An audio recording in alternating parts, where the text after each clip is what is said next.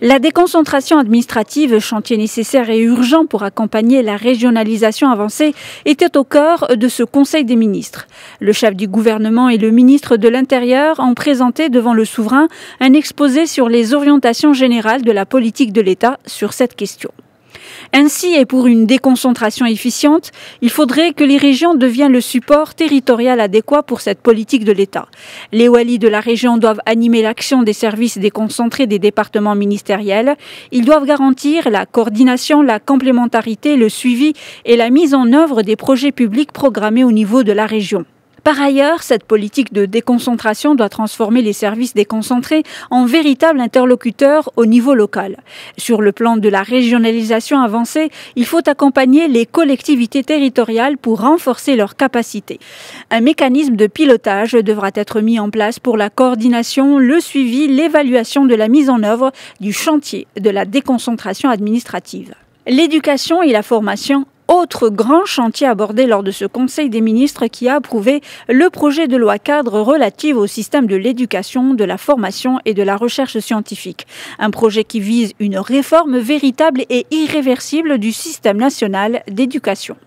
Il est question donc de l'instauration d'une nouvelle école ouverte à tous. L'enseignement préscolaire devra se faire de manière graduelle au sein de l'enseignement primaire pour les enfants âgés de 4 à 6 ans. Une fois sa généralisation achevée, il sera procédé à l'intégration des enfants à partir de 3 ans. L'enseignement devient obligatoire pour l'ensemble des enfants jusqu'à l'âge de 16 ans au lieu de 15 ans précédemment. Il faut par ailleurs garantir une éducation de qualité pour tous grâce notamment à la mise en place d'un nouveau modèle pédagogique. Il s'agit également de l'éducation à la citoyenneté, les valeurs universelles et l'esprit d'initiative, l'adoption d'une architecture linguistique basée sur le pluralisme et l'alternance linguistique afin de préparer les apprenants à la maîtrise des langues étrangères à un âge précoce. La recherche scientifique n'est pas en reste. Il est notamment question de la mise en place d'un système de financement basé sur la solidarité nationale et la contribution de différentes parties. Pour garantir les conditions de succès pour cette réforme, le projet de loi cadre prévoit la création d'un mécanisme institutionnel pour le suivi de sa mise en œuvre. Le souverain a insisté sur la nécessité d'accélérer l'adoption de ce projet de loi.